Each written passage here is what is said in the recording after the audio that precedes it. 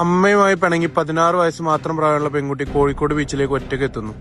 പെൺകുട്ടി അവിടെ വെച്ച് 2 യുവാക്കളെ പരിചയപ്പെടുന്നു. കാസർഗോഡ് സ്വദേശികളായ മുഹമ്മദ് റയീസ്, മുഹമ്മദ് ഷമീം എന്നിവർ ഭക്ഷണവും താമസവും നൽകുക എന്ന പേരിൽ മുഹമ്മദ് സോലിഹ്, ഷമീർ അലി എന്നിവരുടെ ഫ്ളാറ്റിൽ എത്തിച്ചു കൊടുക്കുന്നു.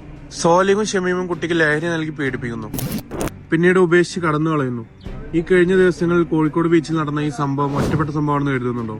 കോഴിക്കോട് ബീച്ച് കേന്ദ്രീകരിച്ച് നടക്കുന്ന ലഹരി വാഴ്ചയിൽ പുറത്തു വന്നൊരു കേസ് മാത്രമാണിത്. കോഴിക്കോട് ബീച്ചിൽ നടക്കുന്ന പാട്ടും ഗാനമേളയും മാത്രമേ നമ്മൾ അറിയുന്നുള്ളൂ. രാത്രി സമയങ്ങളിൽ കോഴിക്കോട് ബീച്ചിൽ നടക്കുന്ന ലഹരി വാഴ്ച ആരും അറിയുന്നില്ല.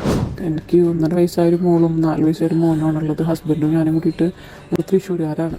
അപ്പോൾ കോഴിക്കോട് കാണാൻ ഇറങ്ങി. അങ്ങനെ ബീച്ചിൽ പോയപ്പോൾ കണ്ടതൊക്കെ അടിച്ച് കിളി പോയി. ബോധമില്ലാത്ത ടൈപ്പ് പെൺകുട്ടികളെയാണ് കണ്ടത്. അപ്പം ഞങ്ങളിങ്ങനെ ഫാമിലിയോട് ഇരിക്കുമ്പോൾ ഹൈബ്രിഡ് വേണമെന്ന് വന്ന് ചോദിച്ചു എൻ്റെ അടുത്ത്. അപ്പം എൻ്റെ മോന് 4 വയസ്സായ കുട്ടിയല്ലേ, അവനോട് ഹൈബ്രിഡ് എന്താ വേണം എന്ന് പറഞ്ഞു. ഇത് കേൾക്കുന്ന മാതാപിതാക്കൾ നിങ്ങളുടെ മക്കളെയോ, ഇത് കേൾക്കുന്ന സഹോദരങ്ങൾ നിങ്ങൾ സഹോദരങ്ങളെയോ അവിടെ പഠിക്കാൻ വിടുന്നുണ്ടെങ്കിൽ ഒരാഴ്ച നിങ്ങൾ രാത്രി കാലങ്ങളിൽ കോഴിക്കോട് ബീച്ചിൽ പോയി നോക്കണം. അവിടെ നടക്കുന്ന എന്താണ് നിങ്ങൾ കാണാൻ സാധിക്കും. കോഴിക്കോട് ബീച്ചിലോട്ട് കേരളത്തിന്റെ പല ഭാഗത്തുനിന്നും രാത്രി സമയങ്ങളിൽ പെൺകുട്ടികൾ എത്തുന്നുണ്ട്.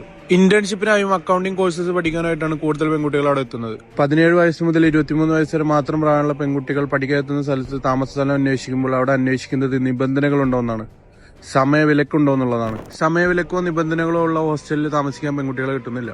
ഇവർ 8 മണിക്ക് ഇവർ ഹോസ്റ്റൽ ക്ലോസ് ചെയ്ത് കഴിഞ്ഞാൽ ഇവർക്ക് അലൗഡ് അല്ല. അപ്പോൾ അവർ അതിനുശേഷം ഹോസ്റ്റലിൽ പോകുന്നില്ല, ബീച്ചിൽ പോയിരിക്കും. അവിടെ അവരുടെ ഫ്രണ്ട്സോടെ വരും, ബോയ്സ് വരും. ഇവരുടെ കാറിലൊക്കെ ആയിട്ടാണ് ഇവർ നടക്കുന്നത്. ചിലപ്പോൾ കറങ്ങാൻ പോകും, അല്ലെങ്കിൽ അവിടെ തന്നെയാണ്. അവിടെ നിൽക്കുന്നതിൻ്റെ ഉദ്ദേശം എന്ന് പറഞ്ഞു കഴിഞ്ഞാൽ ഡ്രഗ്സ് അടിക്കുക, രാത്രി വരെ അവിടെ അലഞ്ഞു തിരിഞ്ഞ് നടക്കുക. രാവിലെ ആകുമ്പോൾ വീണ്ടും കുളിച്ച് കോളേജുണ്ട്. കോളേജെന്ന് വെച്ചാൽ CA, CMA അങ്ങനത്തെ ഒരുപാട് ഇൻസ്റ്റിറ്റ്യൂട്ടുകളുണ്ട് കോഴിക്കോട്. അപ്പോൾ ഇവർക്കൊന്നും ഒരു പ്രോപ്പറായിട്ടുള്ള ഹോസ്റ്റലുകൾ ഉണ്ടാവില്ല. അപ്പോൾ ഉള്ള ഹോസ്റ്റൽ എന്ന് വെച്ചാൽ ഇപ്പോൾ പുറത്തുള്ള എല്ലാവർക്കും കൂടെ ഒരു കോമൺ ഹോസ്റ്റൽ പോലെയൊക്കെ ആയിരിക്കും. അപ്പോൾ അവിടെ ആരും അങ്ങനെ പ്രോപ്പറായിട്ട് സ്ട്രിക്റ്റ് ആയിട്ട് നോക്കുന്നില്ല എല്ലാ സ്റ്റുഡൻസും അവിടെ ഉണ്ടോ. ബീച്ചിലെത്തുന്ന പെൺകുട്ടികളെ ഡ്രഗ്സ് കൊടുത്ത് മാനിപ്പുലേറ്റ് ചെയ്ത് 30-33 വയസ്സുള്ള ആണുങ്ങളാണ് കൂടെ നിർത്തുന്നത്.